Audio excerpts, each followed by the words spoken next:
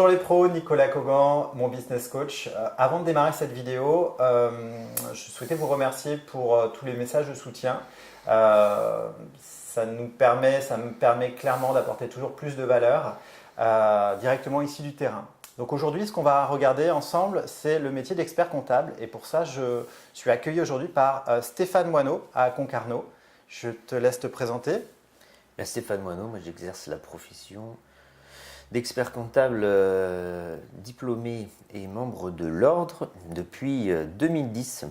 Et j'ai exercé dans la profession comptable toute ma carrière. Et donc actuellement, je dirige un cabinet de 12 personnes. Et notre cœur de métier, c'est la comptabilité et la paye, en général, on va dire. Très bien. Avant de commencer, Stéphane, à rentrer un petit peu dans les arcanes de ton métier, comment tu vas? Comment ça va? Eh bien, moi, en tant que chef d'entreprise, ça va. Chef d'entreprise, c'est pas évident. Expert comptable, c'est pas évident. Aujourd'hui, eh bien, je suis en évolution dans mon métier parce que mon métier évolue. Ouais, on va en parler. Au sein de mon cabinet, on évolue aussi. Donc la profession évolue, nous on évolue et puis c'est un éternel recommencement. Alors on est autonome sur quasiment toutes les fonctions du cabinet. Juste un intervenant extérieur qui est en appui sur la partie juridique sociale. Donc il nous assiste, c'est un juriste social. En cabinet, moi j'ai fait le choix d'externaliser la partie juridique. On externaliser ça veut dire que c'est pas nous qui faisons, on travaille main dans la main avec des avocats. Tout à fait. Maintenant pour la partie sociale, c'est pas main dans la main puisque là c'est nous qui réalisons tous les actes en social, les contrats de travail, toutes les procédures, sauf cas un peu extrêmes. Mais on a quand même l'appui d'un juriste. Alors peut-être déjà pour les personnes qui suivent cette chaîne, parce qu'aujourd'hui on a une majorité d'entrepreneurs ou d'aspirants entrepreneurs qui regardent cette vidéo, est-ce que tu peux nous faire un distinguo entre comptable et expert comptable? Qu'est-ce qui se cache derrière le terme expert? En fait, dans l'esprit des gens, expert comptable, en fait, c'est quelqu'un qui fait surtout de la compta. Ouais. Il y a une méconnaissance quand même générale de notre métier, parce qu'on fait surtout du droit en fait. La majeure partie de notre temps, on fait du droit, on conseille les gens, et c'est sur une base bien sûr. La compta, en fait, c'est juste un outil de travail. Donc quand on arrive à maîtriser la compta, on peut justement conseiller les gens. C'est juste un langage, la compta. J'entends. C'est un outil. Là, en fait, c'est intéressant ce que tu dis parce que j'entends le terme conseil, alors que souvent, on va dire dans la croyance, quand on échange avec des entrepreneurs, on parle du comptable pour la déclaration de TVA, les fiches de paye et le bilan en fin d'année. Mais là, tu parles vraiment, toi, d'une notion d'accompagnement en parallèle. C'est-à-dire qu'on a deux casquettes. D'abord, rassurer les clients parce qu'on est là pour leur assurer donc, le respect des obligations comptables fiscales, une sécurisation juridique et fiscale. Et puis, c'est pas suffisant, mais on ne peut intervenir que lorsqu'on a tous les éléments du dossier et lorsque toute la compta est carrée et que c'est-à-dire qu'il y a une bonne mise en place. Et là, on peut donc intervenir sur le conseil. Le conseil, c'est l'expérience c'est de par notre expérience qu'on peut conseiller les gens. Bien sûr. Et puis de par notre expertise, quoi. Parce qu'on a des domaines, des champs de compétences quand même qui sont très vastes. Qui sont très larges, ouais. Qui sont très larges. Là aujourd'hui, quand on parle d'accompagnement, est-ce que tu vas par exemple jusqu'aux indicateurs de performance en fait ou de santé économique de l'entreprise? Et si oui, est-ce qu'on attend finalement l'arrivée d'un premier bilan pour avoir une photographie complète? Ça peut intervenir avant. Il faut savoir qu'il y a notamment un éditeur de logiciels qui a ressenti justement ce besoin chez les chefs d'entreprise parce qu'ils constatent que l'expert comptable, il fait le bilan sur 12 mois, le bilan, il est sorti quelques mois après, et puis finalement, on parle toujours du passé. Oui. C'est ça le gros problème qu'on constate. Et les clients, eux, ils ne pilotent pas leur entreprise avec des résultats Avec N-1. qui sont du N-1, voire On est d'accord. du N-1, plus 2, plus 3 mois. Mhm. Ils ont besoin de piloter l'entreprise en temps réel. Il y a un éditeur qui a mis des outils d'indicateurs comme ça. Mais on s'aperçoit que c'est difficile à mettre en place. Et souvent, quand on a mis en place ça chez les clients, ça n'est pas suivi d'effet. Ils ont du mal à aller jusqu'au bout de la démarche. Mais pourtant, c'est vers là qu'il faut aller. Les indicateurs, ça pourrait être basiquement l'évolution de la trésorerie, Oui. l'évolution du chiffre d'affaires. Est-ce qu'on a une progression? Est-ce qu'on a un turnover? Quelle est l'évolution du turnover? Quel est le nombre de devis signés? C'est-à-dire, est-ce qu'on a un taux de retour de 80% ou de 50%? Comment est-ce que ça évolue? Stéphane, ça peut être assez divers. Je me permets de te couper parce que c'est excessivement intéressant ce que tu dis là. En fait, là, on a des indicateurs de pilotage vraiment santé financière de l'entreprise et on a des indicateurs aussi opérationnels, c'est-à-dire des indicateurs qui peuvent être animés au niveau de l'équipe. On parle de taux de facturation. Est-ce que ça va jusqu'au taux de transformation des ventes, des choses comme ça? On peut imaginer que ces logiciels vont jusque-là ou pas? Les logiciels, oui, en fait, c'est juste des outils. On peut mettre ce que l'on veut dedans. On met ce qu'on veut dedans. Donc là, ça nécessite de l'analyse et c'est là-dessus qu'on a un rôle à jouer, à mon avis. On va avoir ce rôle d'action, ce rôle de conseil, j'entends, ce rôle peut-être de paramétrage, même sur les indicateurs spécifiques à la profession. Mais après, sur la mise en œuvre sur le terrain ou chez le client, là finalement, c'est au dirigeant, à ton client, de prendre le lead là-dessus pour l'animer.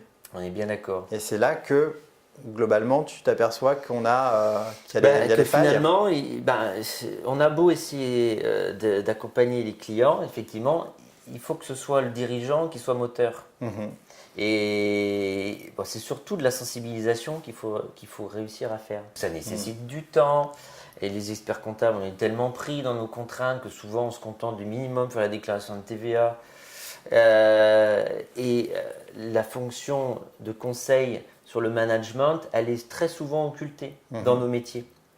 Et puis c'est vrai que c'est une action qui est globalement assez chronophage. Nous, on le voit bien sur le terrain au niveau de mon business coach ou sur la mise en œuvre. Tu parlais de récurrence ou de répétition, de rappel et d'être proche de l'entrepreneur pour animer ses indicateurs. Ce n'est pas toujours évident parce que derrière, en fait, ça va être ses propres capacités managériales à faire animer ça au niveau de sa propre équipe. Aujourd'hui, on a la chance d'avoir des évolutions technologiques. Oui. Donc, de plus en plus, on peut travailler en temps réel. En plus, on travaille en temps réel avec. En plus, l'avantage, c'est qu'on a des évolutions législatives, avec l'obligation d'avoir des logiciels qui soient normés. Donc, de plus en plus, on va vers une normalisation. Et ce qui fera de plus en plus la différence, ce sera les capacités de management et les capacités de marketing pour que les entreprises se développent. L'expert comptable, il faudra que de plus en plus il soit ouvert sur les autres corps de métier parce que justement, en tant que tel, la compta, ça présentera de moins en moins de valeur ajoutée, enfin les éléments financiers. Pour bien comprendre, Stéphane, les contraintes réglementaires et on va parler presque de révolution numérique, donc des outils, ce qui permet de travailler aujourd'hui davantage en temps réel puisqu'à N-1, finalement, ce sont les deux facteurs qui amènent une nouvelle plus-value encore à la profession. Si je résume comme ça te parle ou ça résonne? Oui, c'est-à-dire qu'on est en pleine révolution, effectivement, dans nos métiers. Donc, c'est comme tout, on a des opportunités à saisir. Soit on voit ça comme une contrainte, soit on voit ça comme une opportunité. Bon, l'organisation des comptabilités aujourd'hui, c'est de plus en plus en temps réel. Donc, moi, à mon sens, c'est pas une contrainte. Ça veut dire que tu t'es doté des fameux outils dont tu parlais tout à l'heure? Alors, oui, bien sûr. Oui. Alors, par contre, c'est drôle parce que moi, je suis chef d'entreprise. Donc, j'ai certaines collaboratrices qui viennent me voir en disant « Monsieur Wano, comment on va faire? Moi, je fais de la tenue de comptabilité. vous voulez me mettre dehors, monsieur Moineau? Je dis, mais non, je ne vais pas vous mettre dehors. Il faut juste que chacun évolue, y compris les opératrices de saisie qui faisaient de la saisie à la chaîne de facture. Et par contre, chacun doit évoluer, y compris nos métiers, y compris au sein de nos métiers. Il faut qu'on accompagne nos collaborateurs et qu'on les fasse évoluer. Et comment tu t'y prends? Utilisent et qu'ils évoluent dans leur mission. Comment tu t'y prends pour mener cette conduite du changement? Tu as une recette magique, tu apportes un sens, tu décodes un petit peu la profession l'évolution de la profession? Moi, personnellement, j'ai un tempérament plutôt suiveur. D'accord. Donc, ça se voit pas du premier coup. Hein. Non, c'est pas. Voilà. Enfin, ça se voit pas trop. Hein. Non. Mais donc, j'ai tendance à y aller en douceur. Ouais. Maintenant, il y a certaines personnes au niveau du management qui fonctionnent différemment et ça fonctionne très bien. Donc, j'ai certains confrères qui disent copier du jour au lendemain, on avait tel outil, on passe sur tel outil. Ça fonctionne aussi. Ça fonctionne aussi. Bon, l'essentiel, c'est d'accompagner le changement. Quoi. Ok. Mais il est clair que c'est que le début. Dans nos professions, ça change beaucoup. Une question que je me pose et que se posent peut-être également les gens qui regardent ce film ou cette vidéo là aujourd'hui, c'est on voit une explosion de la micro-entreprise, un doublement des plafonds là encore récemment. Qu'est-ce que ça traduit pour vous? Parce que derrière, on voit aussi des comptables quelque part en freelance se mettre en place comme dans d'autres professions. En fait, tout ça, nous, on a une profession réglementée. Donc, la comptabilité est strictement réservée aux experts comptables ou aux salariés qui ont un contrat de travail, donc un lien de subordination avec leur employeur. Très bien. Donc là-dessus, on est quelque part protégé par rapport à cette fonction de comptable. Très bien. Quelqu'un qui veut se mettre à son compte pour faire de la comptabilité, c'est de l'exercice illégal, il n'a pas le droit de le faire. Ok. Donc par contre, ce qu'on constate, c'est qu'effectivement, il y a de plus en plus un développement des prestataires divers et variés. Oui. Ça, c'est effectivement lié au doublement du seuil de la micro-entreprise. C'est une volonté politique. C'est de se dire, laissons les gens autonomes et puis développer tout un tas de services. Bon, ça, c'est la volonté politique à mon avis. Il faut savoir quand même que les prestataires de services, lorsqu'ils ont plus de 34 000 euros de chiffre d'affaires, ils sont obligés de faire une comptabilité pour déterminer, parce qu'ils sont assujettis à TVA. Donc, le seuil de 70 000 euros, c'est pour tous les prestataires de services. Ça n'a juste qu'un impact sur le calcul de l'impôt. Tout à fait. Les gens, souvent, il y a une forme de confusion. Sur le prélèvement, libératoire Donc, ou non. je pense que ça va libérer certaines choses pour les prestations de services et il y a des gens qui vont pouvoir développer de nouvelles compétences. C'est-à-dire, là, aujourd'hui, quand quelqu'un donc, était à 34 000 euros en auto-entreprise et donc dépasse le plafond, c'est possible, mais si je t'entends bien, on est assujetti à la TVA. Et de fait, l'idée, c'est quand même, est-ce qu'il y a une obligation légale de se rapprocher d'un comptable à partir du moment où on est assujetti à la TVA? Alors, légalement, il n'y a aucun texte en France qui impose d'avoir un expert comptable. D'accord. Okay. Simplement,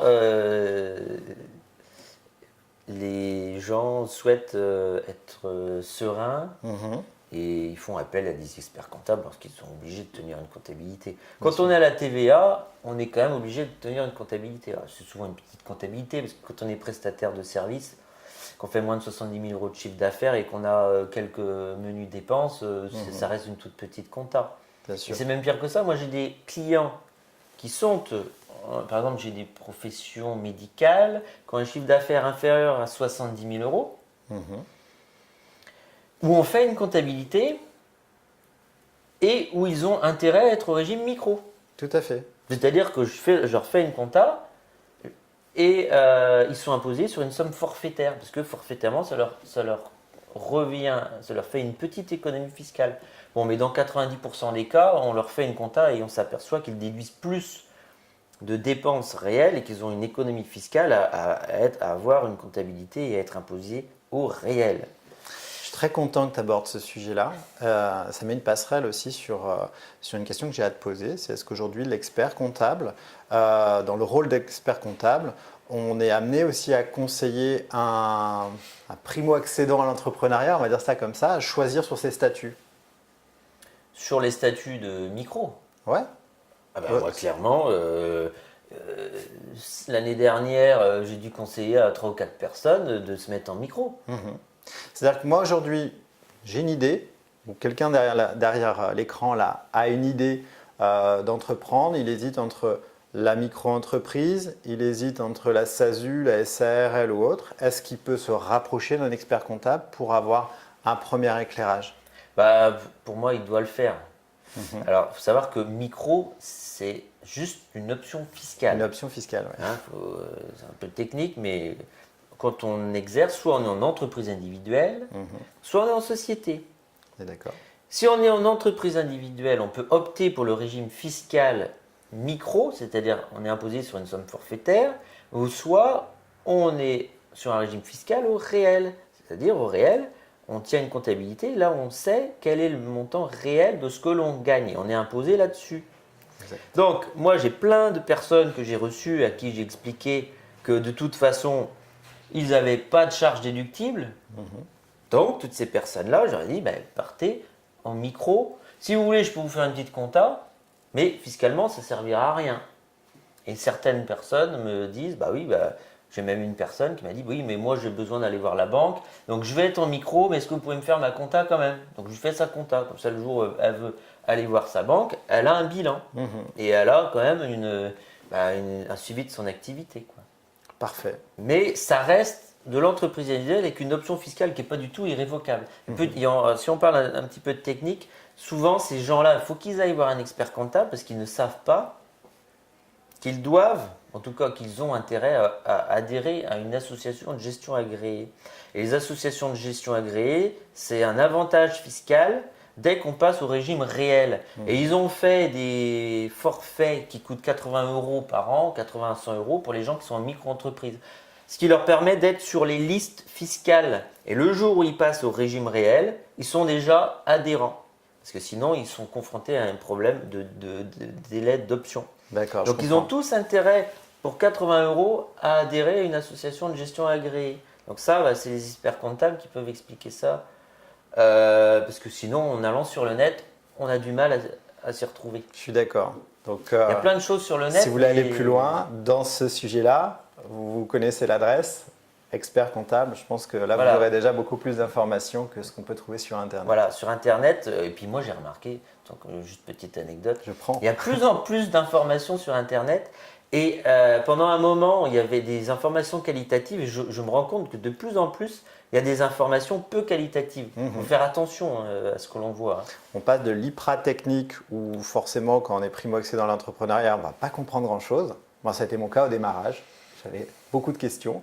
Soit l'IPRA vulgarisation, où c'est tellement simpliste finalement qu'il est difficile de trouver une réponse concrète. Voilà. À aujourd'hui, ton étude est ouverte depuis plusieurs années. Tu es aux premières loges pour voir comment tournent les entreprises et comment se comportent aussi les entrepreneurs vis-à-vis de toute cette partie-là qui est souvent jugée peu sexy, on ne va pas se mentir. Il y a beaucoup de gens que ça freine ou que ça peut refroidir. Si on devait mettre sur, la question est peut-être un peu vache, mais sur une échelle de 1 à 10, le niveau global des entrepreneurs sur, j'ai envie de te dire, sur la culture financière ou la culture comptable? La plupart des clients mettent 2 à 3 ans avant de commencer à comprendre les rouages de la comptabilité. Alors moi, ce que j'aime faire, c'est de leur expliquer. J'ai mon écran et je leur explique. Comme je le fais avec mes collaborateurs en fait. Donc je leur explique parce que j'aime bien faire de la pédagogie. Et puis la première année, généralement ils écoutent, j'ai rien compris. La deuxième, ils disent ok, je commence à comprendre. Et la troisième, ils arrivent à comprendre leur bilan. C'est ça qui est intéressant, qu'ils arrivent quand même à avoir quelques bases d'analyse financière. Sur leur bilan, sur leur compte d'exploitation également? Voilà, oui. Donc Les critères de base, c'est de comprendre ce que c'est qu'une immobilisation, qu'est-ce que c'est que l'actif, qu'est-ce que c'est que les passifs, et on comment on se décompose les soldes intermédiaires de gestion, et puis suivant les cas, de rentrer un petit peu dans l'analyse, dans la gestion. Ça dépend de chaque dossier, parce on a des activités très diverses Bien dans sûr. nos clients. Ça t'arrive d'utiliser la vulgarisation, on en parlait tout à l'heure aussi, pour transmettre en fait ces informations-là à tes clients? Bah, oui, je passe mon temps à faire ça. Ok. Parce Ouais. que je sais que moi, pour ma part, en tout cas, à une époque, sur les formations, on va dire comptables, le fait de vulgariser d'où vient pour le actif, passif ou les choses comme ça a été des accélérateurs de compréhension. Ouais. Stéphane, c'est un métier qui est passionnant, qui nécessite certainement des études, une mise à jour permanente aussi en termes de veille métier. Qu'est-ce qui t'a fait choisir ce métier-là? Alors moi, je suis un fils à papa, moi. D'accord. Personnellement, mon père a passé son diplôme lorsqu'il avait 34 ans. Ouais, À l'époque, ça se passait sur le tas en faisant des cours du soir. ok. Et moi, lorsque j'ai fini mon cursus de lycée, Mhm. je ne savais pas quoi faire. Donc, ne sachant pas quoi faire, je me dis, bah, papa, il fait ça. Papa, il me dit, bah, t'as qu'à venir faire de la compta. J'ai fait de la compta. Donc, l'été, je faisais de la voile, moniteur de voile. Et quand je finissais ma voile, je venais travailler au cabinet. Parfait. Donc, c'est pas vraiment une vocation. L'expertise comptable, c'est rarement une vocation d'ailleurs. D'accord. Alors Stéphane, moi j'ai une question, quelque chose que je constate de manière assez récurrente sur le terrain. Tu sais que j'accompagne les entrepreneurs depuis plusieurs années sur le terrain et ce que je vois, c'est les périodes, les semaines avant l'édition du bilan ou avant l'arrêté des comptes. Je les vois en panique, fustiger le comptable, avoir des gros coups de chaud, m'a encore demandé ce papier ou ce document que je ne trouve pas, souvent lié à un manque d'organisation, en tout cas de ce que moi je peux constater chez eux. Est-ce que ces situations sont évitables d'après toi? Ce coup de chaud là que peut-être certains derrière la vidéo ressentent. Est-ce que c'est évitable? Ça ne devrait pas arriver, bien sûr, dans un monde idéal. Ouais, Après, il faut discuter avec son expert comptable ouais. pour lui remonter ses souhaits. Ces Les souhaits, quand clients on parle ne de remontent souhaits, c'est quoi pas les souhaits? forcément. Les souhaits, on a certains clients qui veulent juste qu'on intervienne une fois l'an, Ouais, qui se disent de toute façon l'expert comptable c'est une contrainte, donc on va lui filer tout dans un an, de toute façon il est trop cher, et d'accord. puis il faut juste savoir combien d'impôts je vais payer. Ok. Donc, alors, quand on a des clients avec ce profil-là, c'est un peu compliqué, effectivement, souvent d'avoir des informations, parce que souvent ils disent on verra après aussi. Mhm. Bon, par contre, si les clients veulent une rigueur et puis avoir que toutes les informations soient bien traitées par l'expert comptable, Mhm. il faut qu'on mette une organisation en amont. Là, je prends l'exemple d'un client qui était dans mon bureau tout à l'heure, pour lequel on a mis en place un nouvel outil de facturation. Ouais. Là, on rentre carrément dans l'entreprise parce que lui, il veut maintenant que tout soit fait au mois le mois. Donc, on lui a fait une formation sur l'utilisation de son logiciel de facturation. Mhm. Donc, on lui a dit comment paramétrer les numéros de compte. On a vu avec le collaborateur comment est-ce qu'il nous transmet les informations. Donc, en fait, c'est une relation bipartie, quoi. Donc, Je me reconnais voilà. dans ce profil. Il Je faut fonctionne de la même manière. s'exprimer. Moi, voilà ce que je veux. Et puis, il faut qu'on se mette d'accord. Et nous, les experts comptables, on s'adapte en fonction des gens qui veulent soit une situation à 6 mois, ou soit un bilan par an, ou soit quasiment un point tous les mois. Après, le problème, c'est que le budget d'honoraires n'est pas du tout le même non plus, en fonction du degré d'intervention. Parce que Bien sûr. quand on fait le bilan une fois par an, il est évident qu'on va se concentrer pendant un moment sur la finalisation du bilan.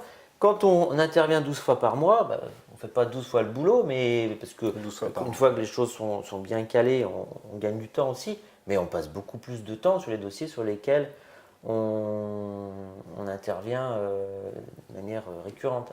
Après, c'est surtout un problème d'organisation. Et nous, notre rôle, c'est aussi d'être pas juste attentistes en disant les choses sont pas bien, mais d'être moteur en disant on va vous conseiller de changer de logiciel, on va vous conseiller de revoir votre organisation, voire de prendre une prestataire qui va venir vous ranger les papiers tous les mois. Donc il faut qu'on aille au-delà et qu'on soit moteur pour conseiller nos clients, y compris sur l'organisation, quoi. Ça me fait un pont parfait presque par rapport à la question que j'ai à te poser derrière. C'est que, en fait, l'idée c'est d'avoir une vision de pilotage, une vision en temps réel, N-1, savoir où on veut atterrir.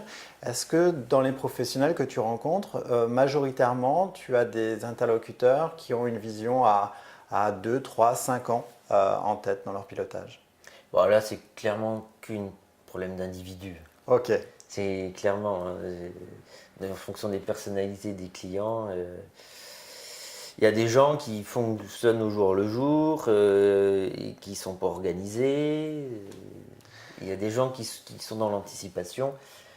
Bon, donc nous, on peut essayer de les conseiller. Au bout d'un moment, on est confronté à, entre guillemets, la qualité du chef d'entreprise. Bon, ça, c'est un problème un petit peu insurmontable. Donc, bon, on doit essayer d'aider les clients, mais Je comprends. après, il y a la qualité même du client. Bon, C'est intéressant, c'est un peu c'est-à-dire problématique. aujourd'hui, Stéphane, toi, tes confrères, vous êtes aux premières loges pour observer finalement les comportements à succès ou ce qui va provoquer l'échec sur les entreprises, parce Oui. que vous avez la photographie économique de chacun. S'il y avait un élément récurrent qui amène à l'échec d'un entrepreneur ou d'un futur entrepreneur, parce que c'est toujours bien de le savoir en amont, C'est le mal-être, tout simplement. le mal-être. Le mal-être, c'est la première cause d'échec. Les clients qui sont bien dans leur tête réussissent. Tout à fait. Et puis quand ils ont des aléas, ce qui peut arriver, un client qui a une entreprise qui a un problème, mais qui est bien dans sa tête, bah, il va avoir son expert comptable, il va avoir son avocat, il va avoir son banquier. Donc là, j'ai un problème, il faut que j'agisse. S'entourer, être heureux et savoir peut-être gérer les coups de pression.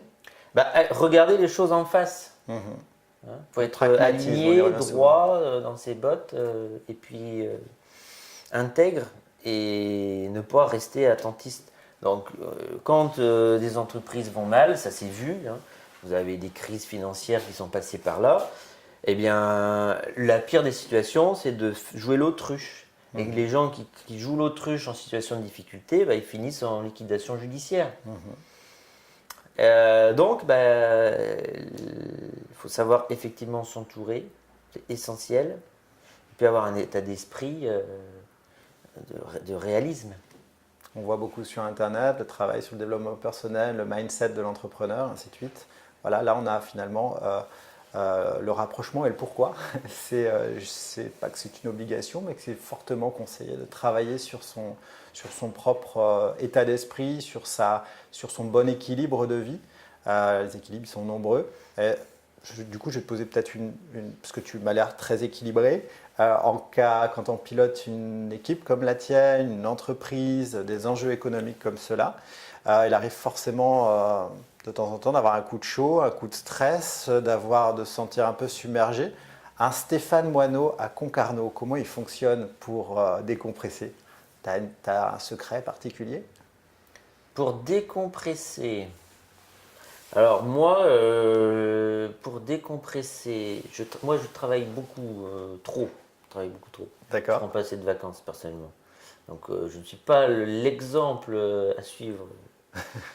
Je ne suis pas l'exemple à suivre. Donc depuis que je me suis mis au sport, par contre, ça va beaucoup mieux. J'arrive vraiment à me détendre. Donc ça fait partie du bien-être, quoi. Bien sûr, c'est Il parti. faut être bien dans sa tête, bien dans son corps. Donc je fais de la boxe depuis Génial. un an. Oui, c'est Génial. ça. Il vaut mieux de s'entendre bien avec son expert comptable, hein, voilà, ça on a bien compris. c'est important. Si en C'est plus important. il est boxeur, C'est attention. Mais généralement, ils sont plutôt indulgents, les jeunes. Le pire, c'est les gamins entre 15 et 18 ans. Ouais. Parce qu'eux, ils ne se rendent pas compte à quel point À quel point on s'use avec l'âge. J'entends. Mais ça fait partie du bien-être, effectivement, Exactement. l'équilibre, de toute façon, famille, profession, la santé, comment dire, l'ouverture sur d'autres choses. Des piliers Les de vie vacances, finalement qui voilà, sont à c'est- soigner en permanence pour rester équilibré en tant qu'homme et derrière en tant qu'entrepreneur, en tant qu'époux, en tant que Voilà. femme, en tant que papa. Puis après, les secrets de la réussite, bon, c'est aussi de savoir ce que l'on veut. Hein, Bien d'accord. quand on sait ce que l'on veut, déjà, et ce que l'on ne veut pas, et qu'on essaie de se joindre. Et puis, quelles sont ses valeurs?